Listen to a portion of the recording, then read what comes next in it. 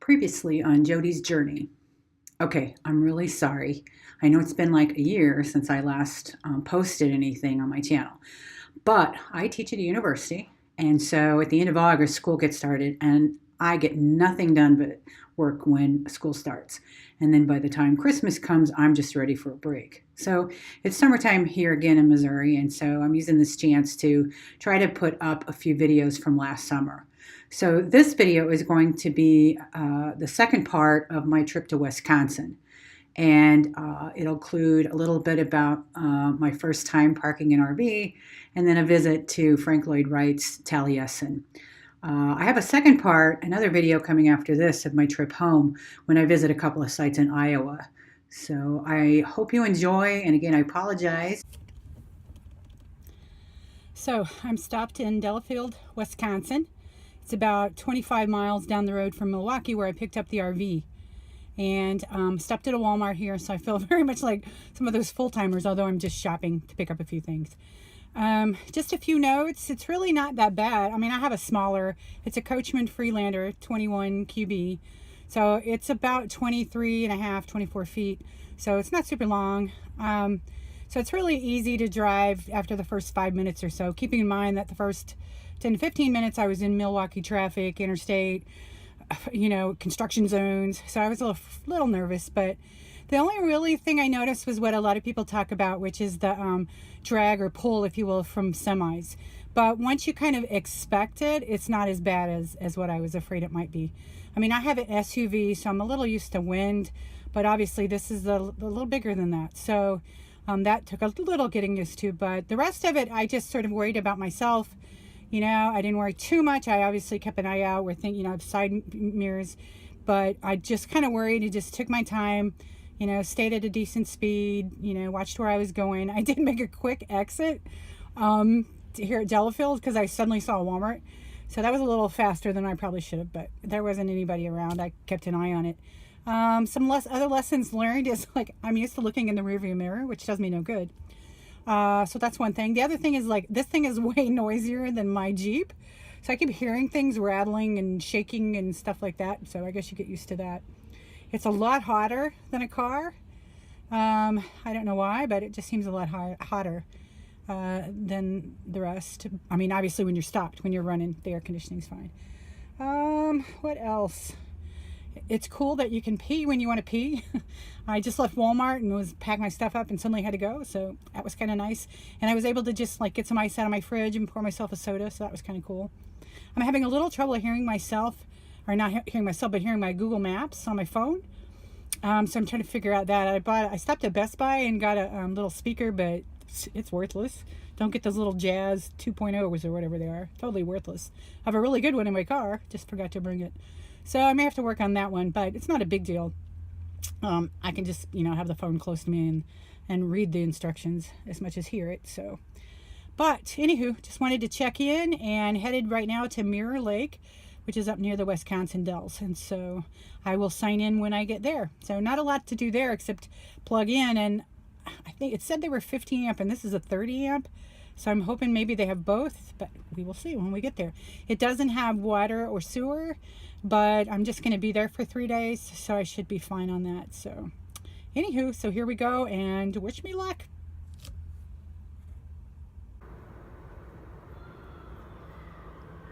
So again, I'm staying here at Mirror Lake, and actually in the Cliffwood section of the Mirror Lake State Park. Beautiful place. I just love this place. Of course, I grew up in state parks and woodsy areas, and so this is just reminded me of childhood. It was absolutely gorgeous there. I had a back end site, and which didn't sound too bad, except that I'm going forward, and I have to go all the way around this little loop, and then sort of back in the wrong way. It was not a good choice. I thought it was a great choice when I picked it.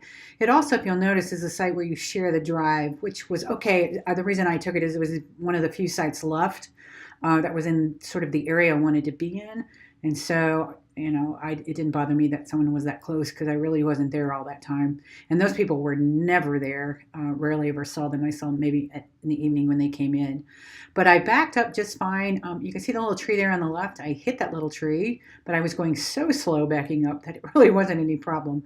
But it only took me 2 tries, so I was pretty proud of myself for backing in there and only hitting the tree. Here I am, all proud of myself that I backed up an RV for the first time all by myself. So that was pretty awesome feeling. The site that I had was really interesting because it was right behind it was the woods that if you walk by back there, you can see the lake. And I do apologize for the shakiness of this. I never realized how much I shake when I walk. I did buy a gimbal this summer, so hopefully I'll put some practice into that and learn how to use that. So I do apologize for that. But it was such a beautiful little walk back here, and then you could look down on Mirror Lake. It was so hot. That's last summer in Wisconsin when I was there. This was in July, I think.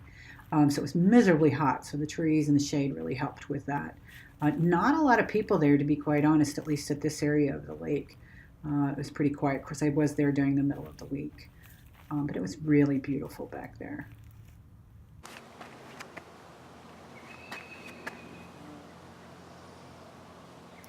The area had a lot of trails that you could take, walk around, and some right there where I was staying. So that was interesting. Here's where you can see that what part I was staying in, the Echo Rock Trail area, the Cliffwood area.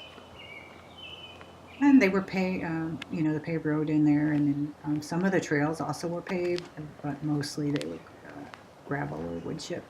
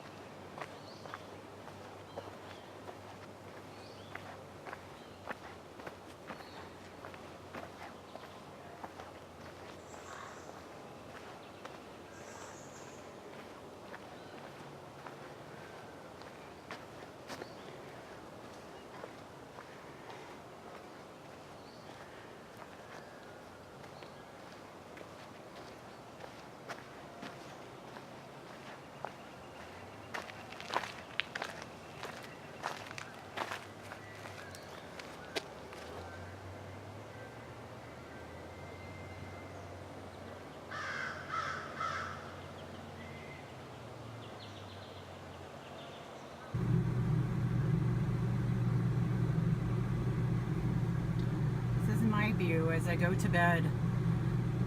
I think this is my favorite thing.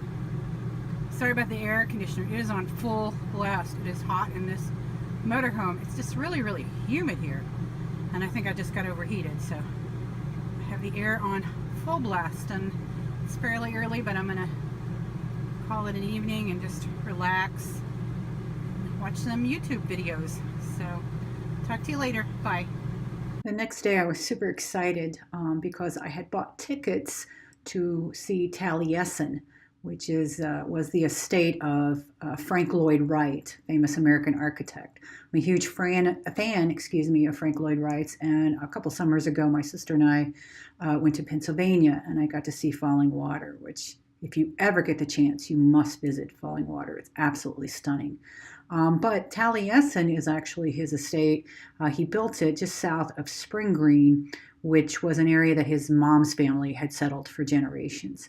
And he actually designed it and built it after leaving his first wife, and he built it for his mistress, Mama Borthwick. And so that's why I like to tell people I'm a fan of Frank Lloyd Wright's architecture, not so much a fan of Frank Lloyd Wright.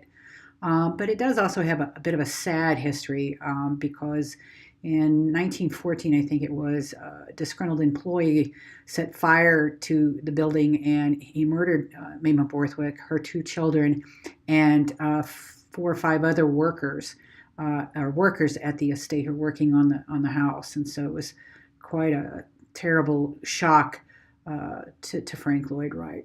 He did rebuild it, and when you take a look at the building, you can see where different parts were built at different times. So I hope you enjoy. I certainly did. Thanks.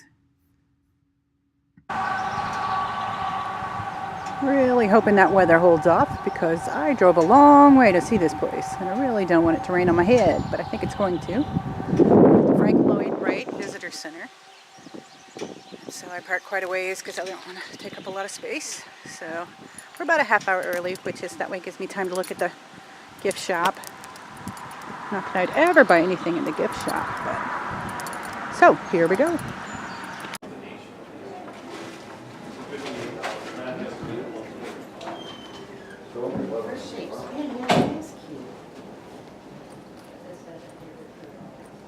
Correct, because most of are on the stool.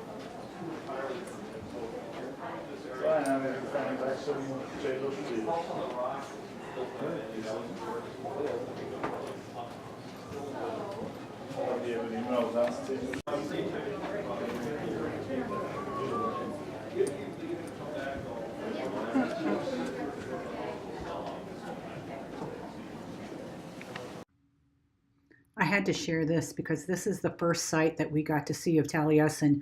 We're coming up in the bus. That's why you can kind of see the window there. You park over at the visitor center and then you take a bus up to Taliesin. You can't actually drive up there. And so this is my first glimpse of a place that I have been wanting to see for a very long time. So I had to share that. I do want to apologize that in some of the upcoming pieces, some of the audio cuts out fairly sharply. I wanted to share the tour with you because our guide was absolutely amazing. But again, I didn't want to show you the whole tour. It's about an hour, 2 hours long. But I hope you can enjoy some of the words he had to share. He was absolutely amazing. Students took over the old chicken coop, and I mean, what better way to learn building and architecture than to design the chicken coop into an apartment. So it's actually a series of dorm rooms now. Just as all this and the old hayloft is an apartment, things like that, and we'll see that as we go through. 1911, all the way really from the late 90s, there was a stand of oak trees that gave a lot of this, a nice oak, kind of canopy. And then now we have the grass, we have the stone wall with the flowers around. It feels kind of like a sheltered area. You can see we're kind of moving closer to the house as things get bigger and better. Just right over in front of us here. I mean, this view from here is great. I think the view from that house is actually just as beautiful because you can look back on this house too, so it's kind of nice. They work well together, naturally occurring color. I mean, it's all natural materials. The problem with doing that sometimes is it's not always the most permanent of materials. You can see that plaster work looks like it's been through a lot. That's only really a couple years old. But it goes really quick because I don't think you're supposed to mix sand in with the plaster. But it's a beautiful color, and so kind of, it's what he wanted. It wasn't necessarily the permanent solution, but it's his own house. He can do what he wants, and here he mixes sand in with the plaster. Plus, the walls are higher. It just feels very shady. It's almost like we're kind of moving into the house. If you were in the studio, all the doors and windows would open, and it would almost seem like a covered terrace or porch rather than being inside. So it really blurs the boundaries. You can see the flowers are brighter and better. We're just getting closer to the house as we go. So this is the studio. As we're inside, let me just say this because I'll forget otherwise. Everything you're going to see is Frank Lloyd Wright stuff. I mean, there's some stuff is like in an archive or a museum, but really, if you're seeing it, it was his.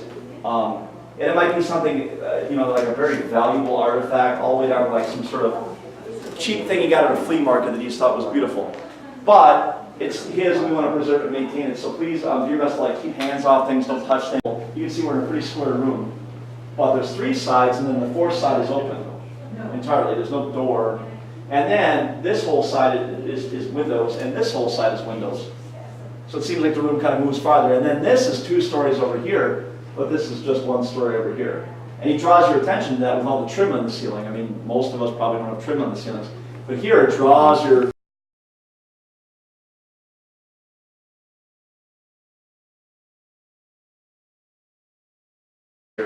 And really, I mean, this is the living room of Taliesin. Look at your view. This is the Lloyd Jones Valley. This is his front yard. This is his favorite hill he remembered growing up when he was a boy. And so he situates this house to overlook the family farm. So as we were taking the tour, I asked our guide if he could point out to me some of the places where the murder and fire had occurred. And so, just as sort of an aside, he was showing me some things. This right here is part of a wall, and you can see the darker area, and that is where some of the fire occurred. This is in the living room area. And then the next area you see here, which has been converted, was behind that wall there with the painting on it, was where the dining room was, where the workers were killed. During the tour, our guide explained to us that just down the road, at a church that actually Frank Lloyd Wright built, was the cemetery where his gravesite was. And so after the tour, I got in my RV and drove down there and took a look. So there was a ton of rain. In fact, there was flooding in Wisconsin when I was there. Thus, why his gravesite seems to be underwater. So I'll finish this video with some parting shots at Mirror Lake. It was just a beautiful, serene, restful place to spend a few days. I was supposed to have another night in the RV, but I'll be honest, the bed in that thing, the mattress, was absolutely horrible, and I had horrible back pain, so I took it back a day early and decided to head home. But I used that time to make a couple of stops in Iowa of places that I had been wanting to see for some time. So that's the video that I will share with you next. Again, thank you for your patience and waiting for these updates, and I have a few more to share with you this summer. Thanks again for joining me on this journey.